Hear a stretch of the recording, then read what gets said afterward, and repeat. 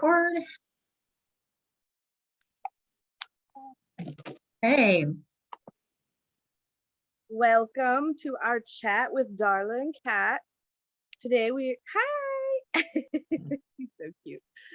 Today we're going to be talking about the divine feminine, and we're all going to be talking about what that means to us and our understanding of it. So she says, so let's see what happens here. I am going to do the full screen here. There we go. Okay, so when you think about the divine feminine, do you know about your triune being? Let's start with that. What is our triune being? Can anybody, just a show of hand, who wants to be the first one to talk about our triune being?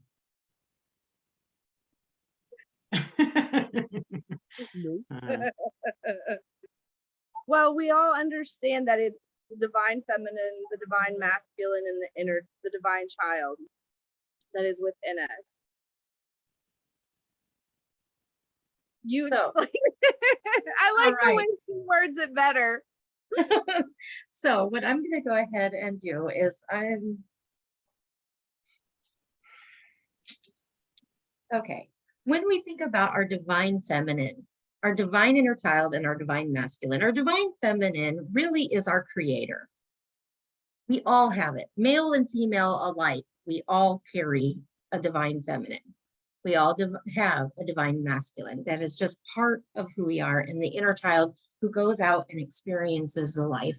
It does the adventure. So today's subject is the divine feminine, the creator part of us and who we are. So being that creative part in who we are, what then is it that you find yourself being able to do? I mean, when you rely on that divine feminine part of you, how much easier is it for you to begin functioning each day?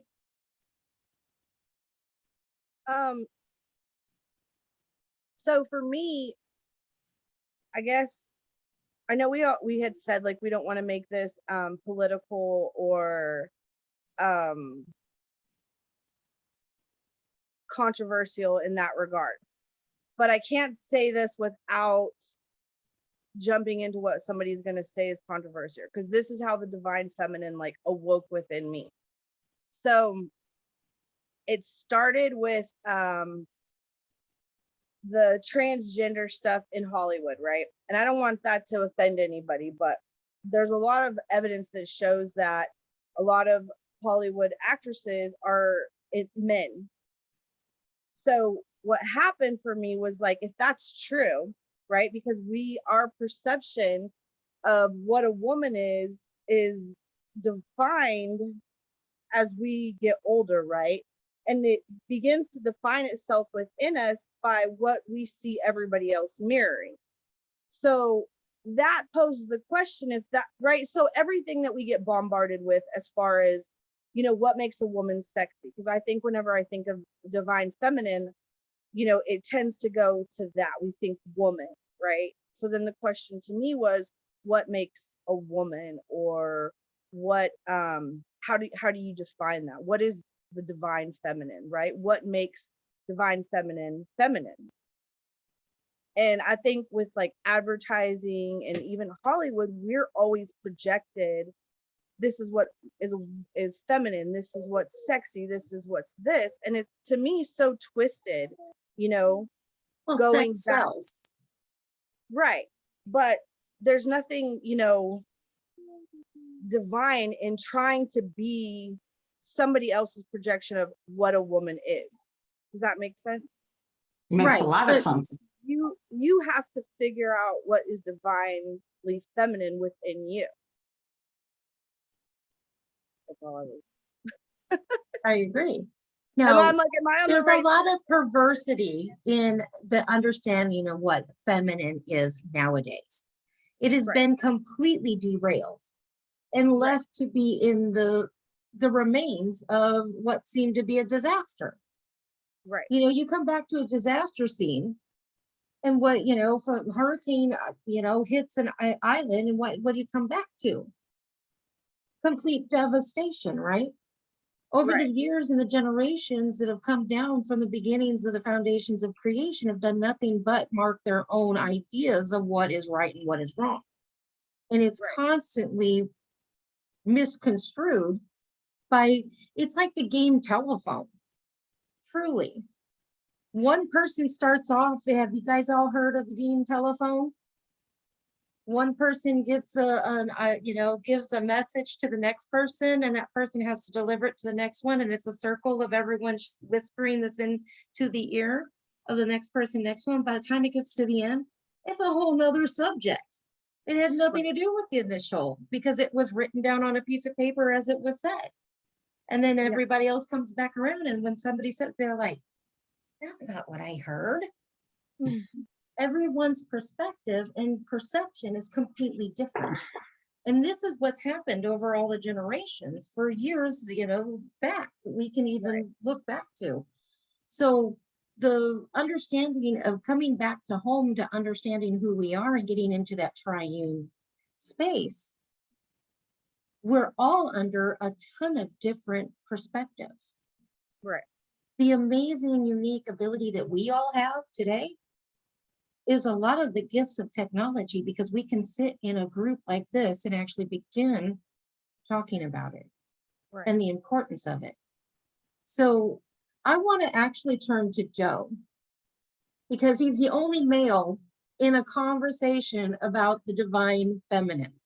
I know that has to put some pressure on a male. Yeah, I was just sitting here thinking that I'm like, wow, I'm feeling a lot of pressure just sitting here, all this feminine energy, and I was brought in for like a male's take on the energy. So I'm just sitting here thinking to myself, like, wow, this is pretty intense. But I got my blue onyx stone, so I'm good. I think I can survive this. Just don't beat me up too much, okay, ladies? Always That's have a fine. grounding stone. Exactly. But yeah, I mean, that's something that's definitely beneficial for some of these calls. Being with 5 other people, we all have different thoughts, like Catherine was pointing out. We all have different perspectives and view things differently. So what one person might find offensive, the rest of the group could be totally clueless on why that person found it offensive. But it's how we grow up. It's what happens to us in our lives and what makes us into who we are today. So how do you tap into your divine feminine, and what does it do for you, Joe? Well, for me, it's generally when I get in my feels, when I express where I'm coming from, my thoughts on how I want to create something, or giving the details into that creation. Like, women like to do, a lot of crafts, a lot of art projects. Well, men probably don't realize they do the same things, but we use, mechanics, we build, we, fix cars, or restore the cars, or we create, like a desk or chair or table. But women like to do the beading, the necklaces, the jewelry, the painting, and things of that nature. So it's like we're still creating as a male or a female. We're just getting into that feminine energy with what we are creating. So for like myself, when I'm getting ready to create something, I tap into that feminine energy. I give myself a moment and just take that few deep breaths and just relax the mind and think to myself, what would be the best way to create this? How can I do this as easily as possible, but getting the result I want? And, if I'm in the masculine energy, I'm just doing. I'm just like, let's slap some shit together and then, make it happen. We'll figure it out along the way. But I've noticed when I tap into that feminine energy, I almost create like step by step, like this should happen first, this should happen next, and so on and so forth. So jumping between the two energies, it's definitely a big difference on how you approach the project or the situation that you're facing. So now I have a question. Is it easier to be in your divine feminine or your divine masculine?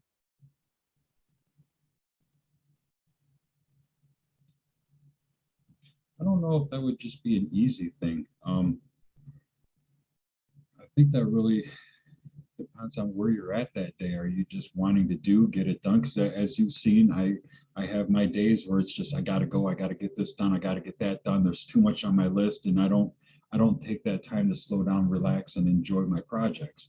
So I don't know if it would be easy, or if easy would be the term, but I do my best to balance both energies, because you can take the divine feminine and the divine masculine into every single thing you do. Mhm. Mhm.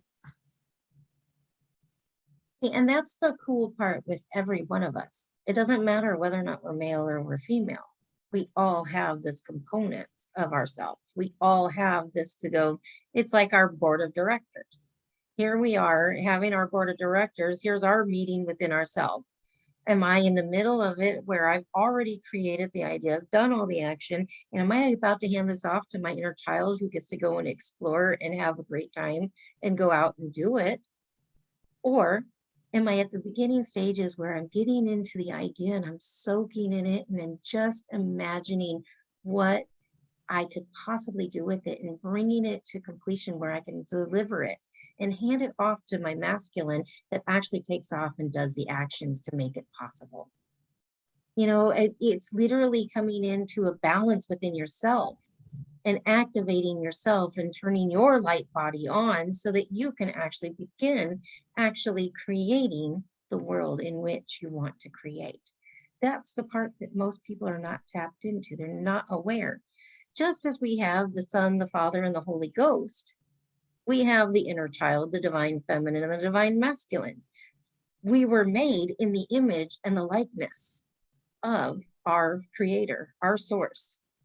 God created us in the same fashion. So if there's three components that make that possible for us to have Christ and have the resurrection and have the infilling of the Holy Spirit, for us to have all of that, there has to be a triune process. So if we have a triune process from that source, then we need to have one within ourselves as well. So how are we tuning in and tapping into actually living our life the way that we should be? So that's getting the knowledge and knowing what we're supposed to be doing.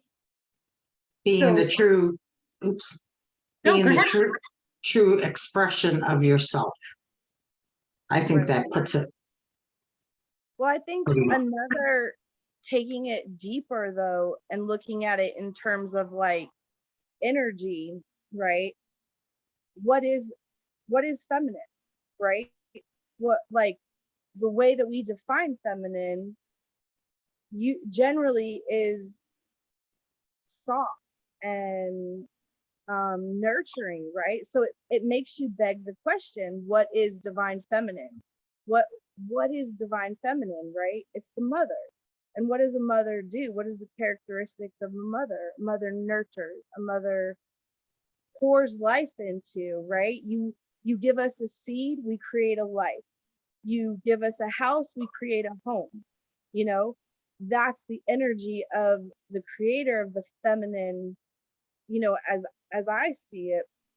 And there's a symbol that I keep seeing of a triangle within a circle and the one.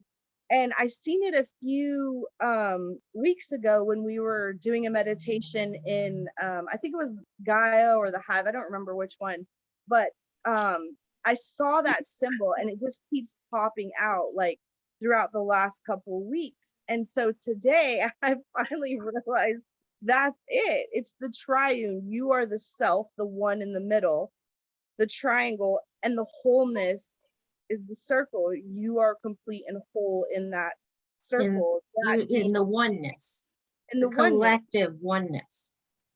Right. And I was like, oh, that's so cool. So this morning I was like keenly aware of the fact that we were going to have this talk, right? And so I kept thinking, like, what is divine feminine? What is divine feminine? Like, I know how we've defined it, but I wanted to really like connect to spirit and like really embrace, like, you know, the feminine energy. So then I just found like I just typed that into YouTube and that guided meditation came up.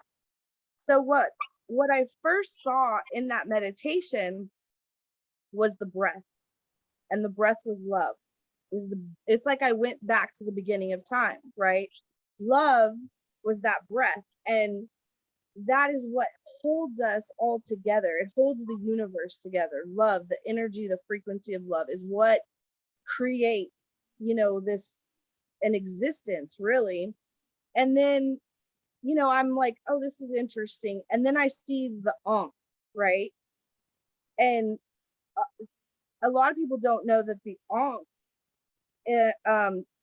the loop at the top is the womb. It's the feminine, it's the divine feminine. And when they changed, religion and they went to the cross, they left the divine.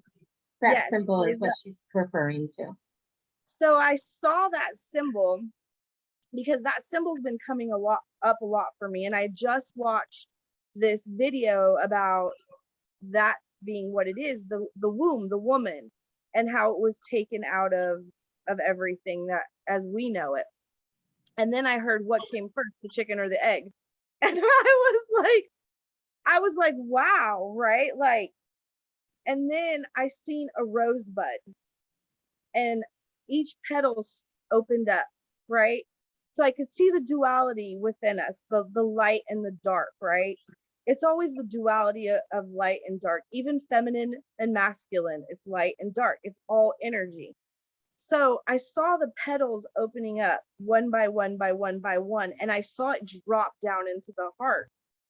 And then what I was being shown was that the light and the dark within you is whole. It is whole. The feminine, the masculine, the child, it's all whole within you. And to be in opposition to any part of that is to be in opposition to God, is to say God got it wrong. So you are complete and whole, and you have to accept both dark and light within you. So then I saw a mirror. I was like standing in front of a mirror, and a crack started forming, and the crack splintered out into a spider web. And I was looking at the broken reflection of myself in the mirror, and I just burst into tears because so many of us think that we're broken, and we're not. We're just whole. And the reflection, we see this brokenness, and that's what we're reflecting. But that reflection is coming from everybody outside of yourself, right? Even when you look in the mirror, that reflection is outside of yourself. And so what I was shown was like, none of us are broken. We're just seeing ourselves as broken because that's what has been reflected to us over and over again. And really, we're this whole beautiful rose that's been opening up petal by petal by petal by petal. And that was the beauty of it, right? Like, we don't look at the rose as a rosebud and go, that's beautiful. We look at the rose when it's completely open in its totality, right? The light, the dark, the beautiful, the ugly, and that rose is whole, and we see beauty in it. So, and it was crazy because I was seeing your picture when the rose like dropped down. Yeah. And I was like, oh, that's what this is. So I listened to that meditation earlier, Kathy, and I have to tell you, that was one of the first things I said after I listened to it. I turned to Joe, and then you messaged me, and it was like, oh, I get your picture now. And I was like, oh my gosh, she's even talking about it. I got the rose dropped into my heart several years ago. Like, I have been working out of that for a while now. There's a Rise Up group of light workers and healers around the world that are coming together, and in that group, the Rosacea, it's galactic. It's one of the angel groups, though, that are come together. The Rosaceas are the ones that are imparting the mother rose into the hearts of mankind right now. That's actually happening right now. It has been for the last year. So hearts are opening and actually enveloping the rose within. So we're all just beginning to bud and open at this point in our journeys around the world, in the universe, all over. So if that's just now starting to begin developing, you got to think about it. If the stages of the growth of a rose and everyone's just now getting it, they're just little tight buds. Yeah. No one's really open. They're all just sitting there like, oh, I'm ready, but what am I supposed to do? And that's I why just we're don't all sound gathering gross. now, because we are the ones that have that infilling of knowledge, and we're ready to actually open up that door and say, hey, here's the information. Are you ready? You know, Yeah. that's what we're all doing. So Oh, sorry. I I find it interesting. So myself, I have lived most of my life in divine masculine.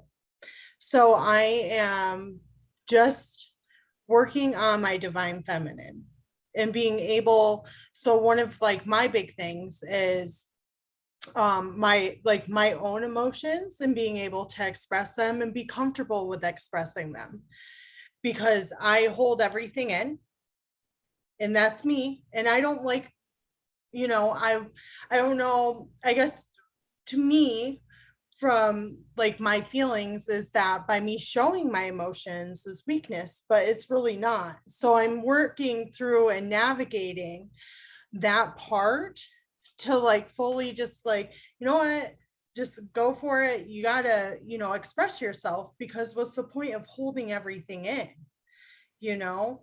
And a lot of that, like, I understand, but I've been working through and being able to just let go of anything that I've held on to, and especially just in moving forward in that and knowing that it's divine and what I'm doing is divine. So everything, every aspect, and one thing that I'm doing on a daily basis is I try to say, okay, if something comes to me, I go with it.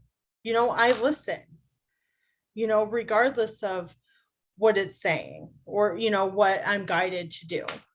So So that what brings me to a question. I want you to think about this question for a minute. Crystal, how often do you find yourself actually following your feet where they're meant to take you? Or the idea of you're driving down the road and you think you need to go somewhere real quick, and then you keep going and go, yeah, yeah, I could, but yeah, I'm doing something else instead. You're actually missing out on an opportunity.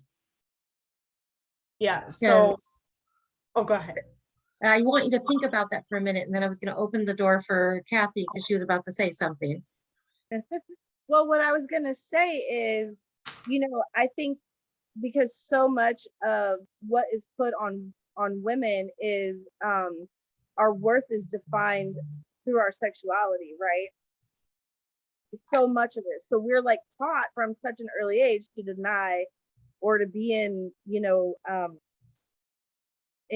I don't want to say resistance, but in opposition to our divine feminine, right? So I noticed that same thing where I was like, oh, I'm always trying to put this tough persona on. And I got told one time, like, you're not as open as you think I am. And I'm like, oh, I'm an open book, I tell everybody everything. And somebody was like, no, that doesn't make you open. And I was like, and then somebody pointed out, like, to be open, you have to be vulnerable and you have to be fully exposed to be open. So talking about that, I think divine feminine, they always say, like, oh, the power of the P, right? But I think that what's so I don't mean to be vulgar, but like, there's a power within the divine feminine that gets dismissed all the time. And I'm not talking about using your sexuality to get the things that you want. I think as a divine feminine, like, people are naturally, the mother, right? They want that nurturing and everything. And so when you recognize the toxicity, the feminine toxicity within you, you start to realize, like, it's like you said, it's like you're trying to be something that you're not, when in all actuality, like, we give permission to be loving, we just don't give ourselves permission. But if you think about how we nurture everybody else, like, most women are always outside of themselves, worrying about everybody else outside of themselves, trying to fix everyone outside of themselves, and so there's power in that, especially when become whole and you can heal, and you start to realize, like, my presence means something, and there's power behind that. And when you empower somebody else and you nurture the love in somebody else, you give them permission to open up and be vulnerable. It's like you take a light and you light it to a wick, and then that light grows, and that person's able to pass that light. And I think that's what, in essence, is divine feminine energy. And instead of, as women, especially as women, because that is more divine feminine, like, defined within us, right? The more we tap into that, the more we're able to heal each other and empower each other and empower everyone. And when I saw this meditation, in the other meditation, I saw this goddess circle of women connected. I told you I keep seeing this circle of energy, and I see all of us connecting, and then it's almost like I was seeing the beginning of the split, right? Because then the masculine comes in to support, right? So the both are needed. You can't have any of them. You can't exist without all three, So if Exactly. you're not honoring the man or the woman or the child, the whole world is just toppled over. And so I seen Joe standing outside, but it was almost like it was ancient, like at the beginning of time, right? So I seen a circle of women, and this, like, pushing away the male energy, but not realizing that it was the male's divine feminine energy that was supposed to be included in the circle.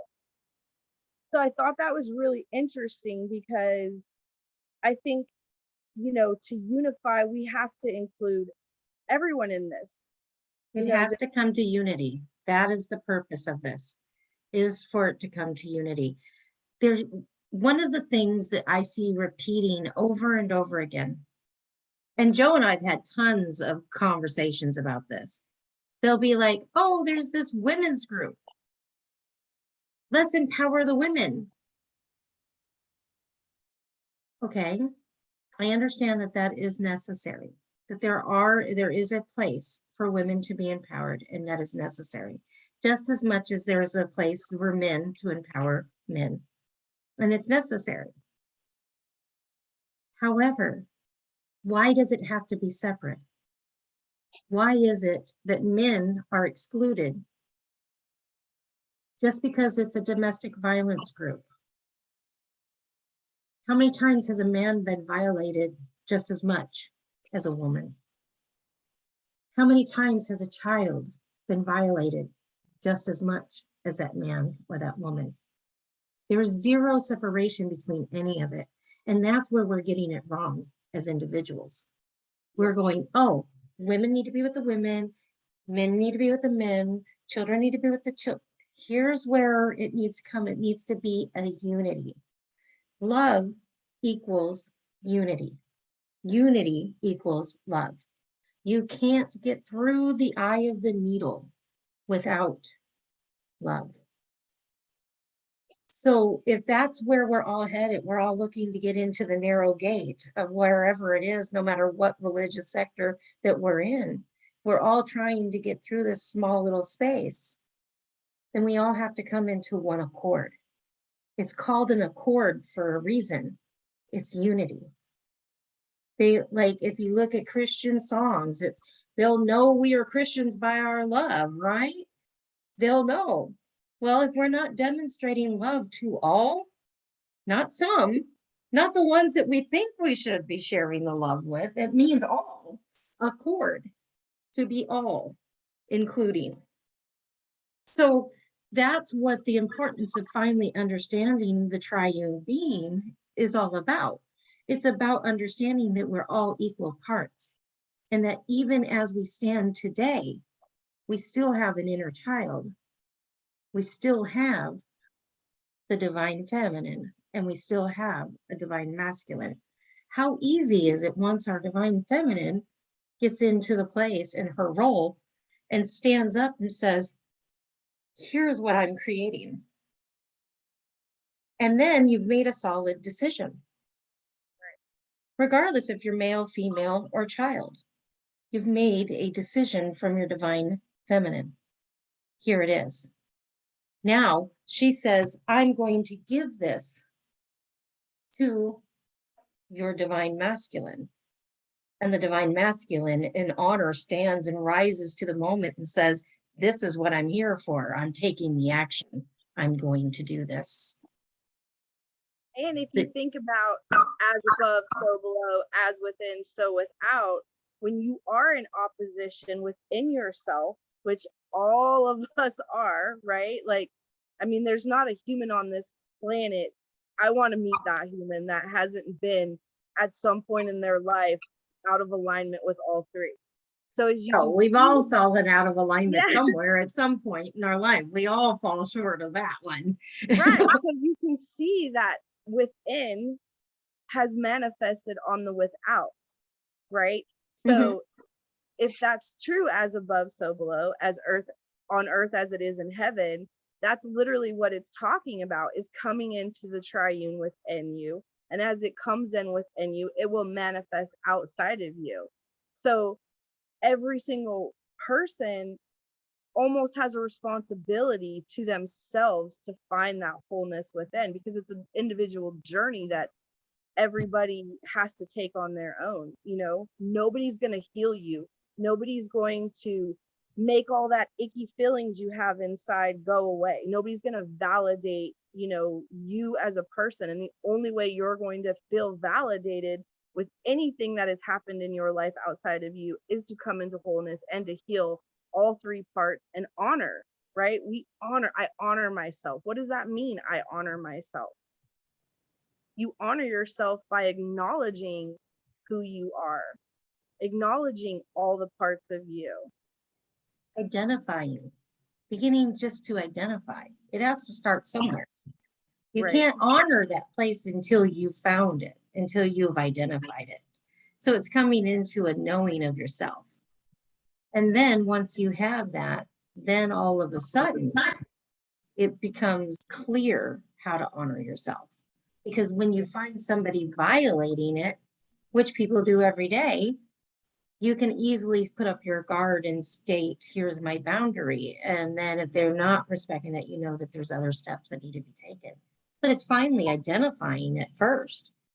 Right. So I want to go back to Crystal. After I asked you the question in regards to how often are you following those things, how often do you find yourself ignoring it?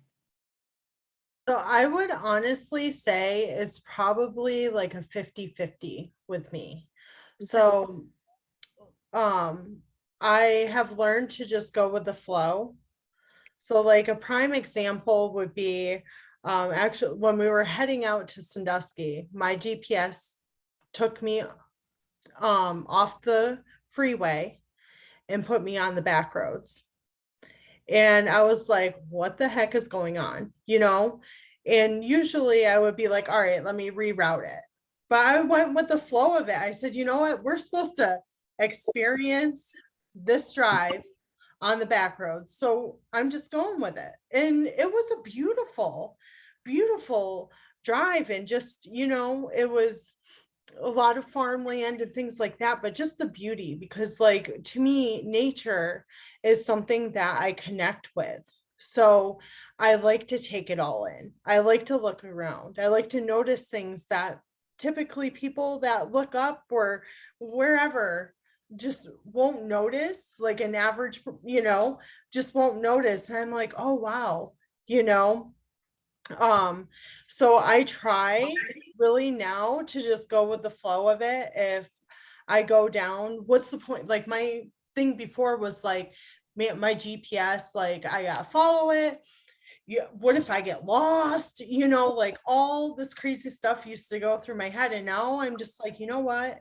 That's part of adventure. Part of adventure is not knowing where you're going to end up. And wherever you end up is completely okay. So I will say 50-50.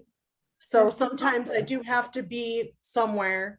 So I will, you know, I will get from point A to point B. But there are times where I'm like, oh, let me go this way. I haven't been this way in a really long time.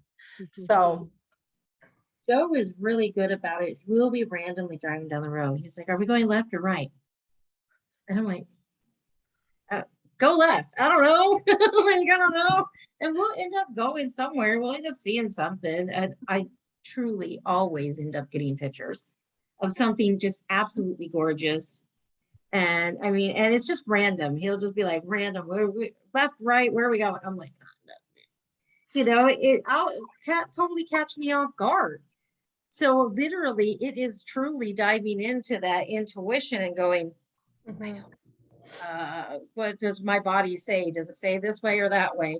And I'm literally leaning on that and my body sway because I really don't know because I'm in it's the so background random. saying, hurry, hurry, hurry, we got to know now. Oh yeah, he does like to I'm put the taking pressure away on. that time to think and just getting that instant reaction. I like to be in my creative space. I don't know what you like to do. See, that's the unique part though. Once the two become a couple, you can see where one will do something and it hands it off to the other and then they take off and do it.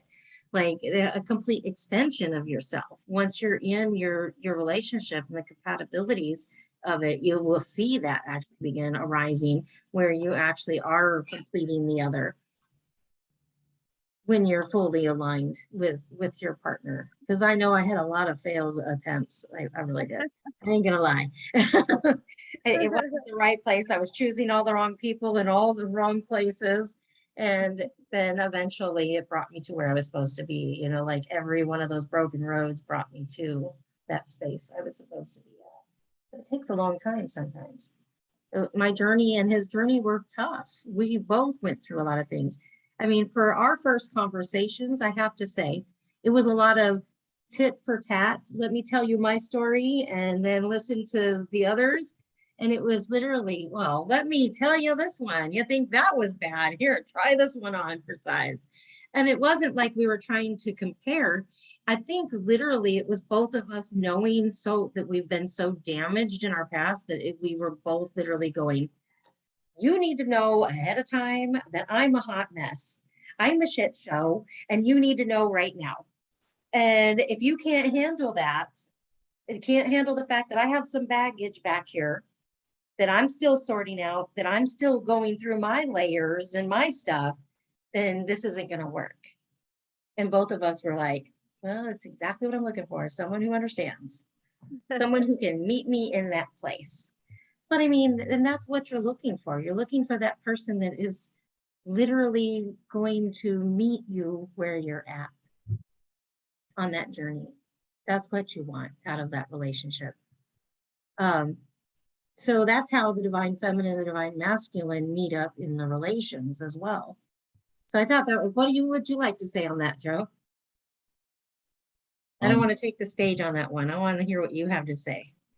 Actually, I had something brewing in my head for a minute now. If I can jump back for a second and revisit.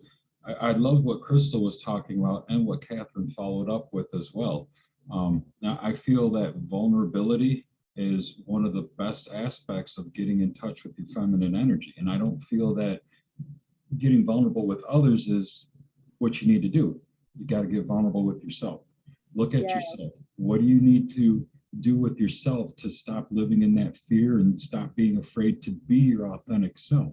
And once you can answer those questions and heal from those things, you truly can walk with so much love, compassion, kindness, caring, and all that for like the rest of humanity that, like I think Catherine was saying, you become that light to help others see as well. And there ain't many men out there doing it unless they actually are in touch with that feminine energy. And when when Crystal was talking about that vulnerability, because she's lived in her masculine for so long, it really hit me that, like, wow, it was when I joined a call about feminine energy that I truly started my healing process. When I met my mentor Vanessa, it was on a Facebook call or Facebook Live or something about the feminine energy, and from there, like the last 2 years of my life has been like a fast tracked healing. I've met my divine masculine, my divine feminine. I've healed that divine inner child and held that little mini me so tight that we get to live so many wonderful adventures now in this balanced state of like almost non-judgment. I know I still judge, but I'm getting better, I promise. But living without that judgment and just living your happy married life is really what it's like to be in a balanced energy, not just in the feminine energy, but I feel the feminine energy is where most of that flow comes from. And that was brewing in my head for a moment, so I had to share. I love that because I think that it's that whole oh gosh, I lost my train of thought. Was what he was saying. No, but I just think that we don't give ourselves permission, and we've been so in such opposition to it that it's more daunting in our heads to be vulnerable, to feel our emotions, right? Like, I know when I first started on my healing journey and I had this moment of clarity where I was like, oh my gosh, I have not really been feeling anything. I've been suppressing it and suppressing it. And when I noticed that I was repressing it and I hadn't been feeling it, like, I was like, why have I not been feeling my emotions? Like, why am I trying so hard to be tough? And why am I trying so, like, we don't look at people in the world and think, oh, I love that asshole. That guy is such a jerk. He's so mean. And yet we're trying so hard to be these, like, I don't feel nothing.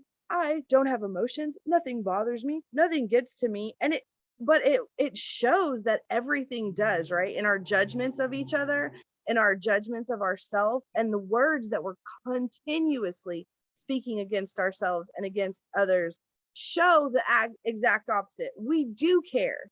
We do care. And I realized how daunting it was. Like, oh, I don't want people to see, this sensitive side or this softness or this. And then I was like, well, why? Right. And now I'm like, no, I don't want to be against that. Like, I want to be authentic, and I want to cry when I'm emotional, and I want to embrace all of the emotions, not just the good ones, not just the ones that make me happy, but I want to feel them. And then once you start feeling how you really feel, instead of like being in opposition to your feelings, or instead of trying, like, you really feel yourself honoring yourself by feeling whatever it is you're feeling, and you start taking your power back when you stop dumping your emotions and your feelings all over everybody else, and you stop lashing out at other people. So then your emotions just become yours, like, and you're just okay with it. You're like, oh, I'm having a shitty day today, but it's okay. It's my shitty day, In paradise. It'll pass. It'll go. So, Laura. Wait, Jane's got her hand. I'm dying to hear Jane. Jane, yes, please. Sorry, Laura. Oh, yeah. Got to unmute. Okay. Yeah, this is wonderful conversation. I'm reminded of a couple things. One, what the Buddhists have been saying for centuries, that losing yourself. That's an interesting concept, to lose oneself. In losing yourself, you will find yourself. Is that another way of saying when you're vulnerable and you let go and you let God, or whatever, you let go and you let Buddha, just something to keep in mind, what what about that concept? Where does that resonate within me? What does that mean for me? What does it mean for all of us? And the one thing that I'm also mindful of is the fact that, there's a reason why we're all here on this planet Earth. None of us are accidents. We are so on purpose, right? And given that, we're here to heal. We're here to call a spade and to say, I'm beautiful, and to take it an even step further, what really helped me to get so much more aligned was to really kind of look out, whether it's on a sunny day, at a sunset, at the full moon, whatever it happens to be, at a baby before your eyes, the creation of a flower, is that we're here to heal, and we're here to help one another. But the big picture is that we're here to honor ourselves because we are so a part of the divine. I mean, look at that sunset, and then at the same time say, that's my sister sunset. That's that full moon, that radiant full moon, that's me. That budding tulip that's coming up out of the ground, that's me. That's my cousin, my sister, my brother, me. There is complete unity. Now, as humans, do we talk about stuff like, hey, what about the next election? And, what about that paycheck I'm going to get? Or, and yeah, we preoccupy with a lot of the human physical world, but yet it's like, yeah, we are beautiful. I think the outrageous dichotomy is that we're beautiful, we don't need to be fixed, but yet we came here to planet Earth because we were broken and we need our souls to come along, and we need to just peel the onion, so to speak. Well, I want to add something to what you're saying right there, Jane, because that really just like threw words like right up into my throat chakra. Was like burning, like let me. I was like, but at that moment with what you said, what it did was it fueled that, and it spoke to me inside of me, where we're all here for an experience. We assigned ourselves an experience. Mm-hmm. That experience that we are actually delving into is only for the very purpose of bringing a knowledge to source, to collective, to the one deposit point where it goes out. If I have an idea and you have an idea, then we're both doing okay. We got an idea. But if I share mine and you share yours, together we might be able to create an empire. I can have wonderful, brilliant ideas all by myself. Mm-hmm. How come it is when I'm walking down the road, all of a sudden I get an idea? Where did that idea come from? That idea did not just come from me alone. That idea was coming through the cross lines, through everything that is intersecting points around the universe, and everyone gets into the flow of consciousness. So when you were saying what you were saying, it literally lit up that whole point of pointing out that what we're all thinking is very important. What we're all experiencing is part of the upline that takes this information and distributes it so that we can all learn. Each person has their own level of what they can endure and what they're here to experience. Every experience is important. the good, the bad, and the indifferent. It doesn't matter where it lands on whatever idea of your perspective of what it is. Everything has to happen or it wouldn't happen. And One thing I want to mention, has anyone heard of this? I just heard of this recently, and I think this is so magnificent, and it's kind of to our point that, do you know that scientists have found I think it's 270 million light years away, scientists have found a molecule. It's the same molecule. They gave it a name. They call it the raspberry rum. And they give it that name because it is the same molecule that gives raspberries their taste. They found 270 million light years away. wow, There is no way we're alone. What? There is. I mean, that's just like a little smidgen of information, and it's like, yeah. I mean, and I wanted to add to what she was saying too, because what's been coming to me a lot was let go of that identity that you are holding on to, that you've wrapped yourself in, because that identity is just like a part. Like you said, it's a molecule of you, it's not you in your totality or your wholeness. And when you realize that you're a whole individual, all of you, everything that makes you you, the good, the bad, all of it, you are a whole individual. So when you accept yourself in your wholeness and you connect to other whole beings, right? Because they are complete and whole, you create synergy. Two wholes coming together to create an even greater whole.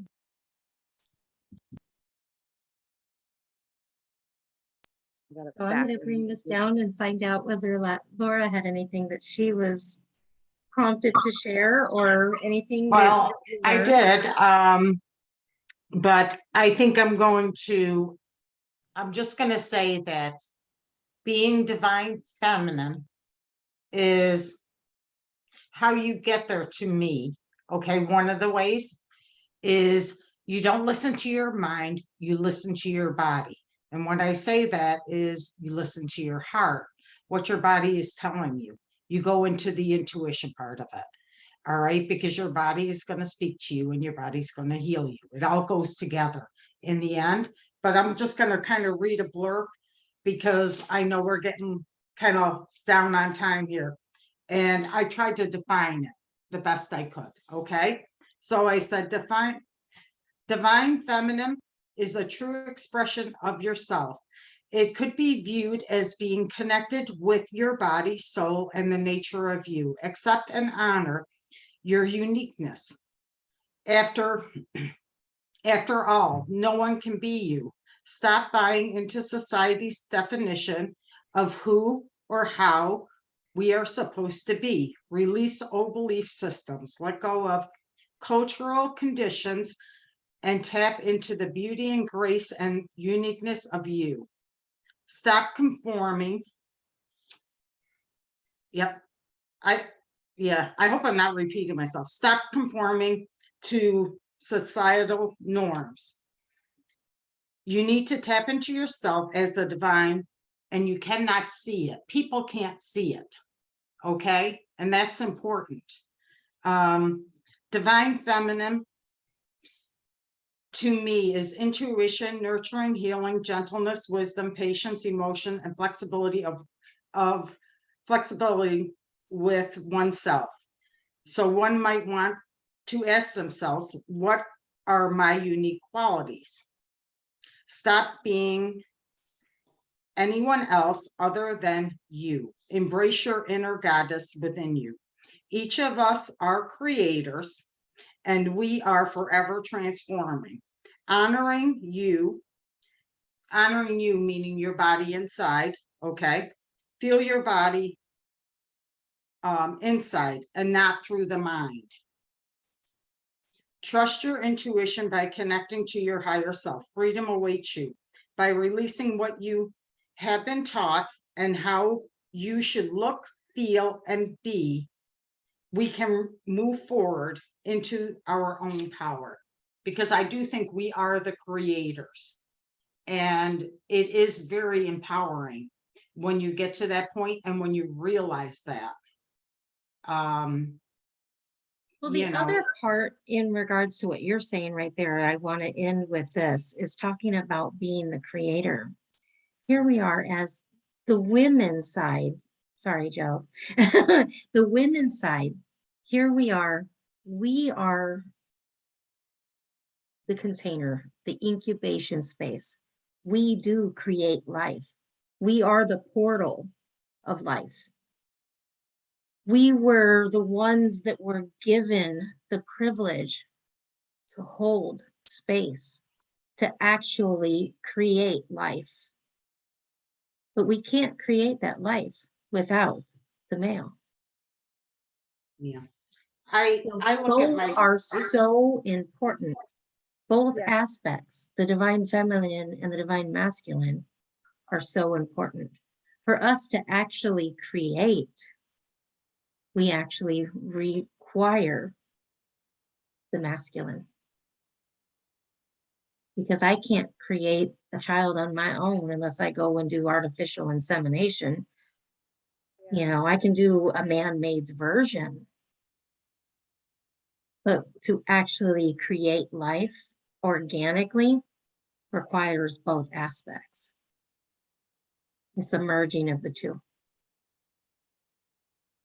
becoming one, and the one flesh. I actually look at myself as having, I wouldn't say a totally balanced, but pretty equal balance between the feminine and the masculine. I hold a lot of the traits of both. And you And, should.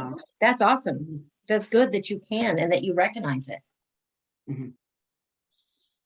But that's what I'll say, because I know we're pretty much done. Yeah, we're right at the exact hour now. We've been on the call for exactly an hour.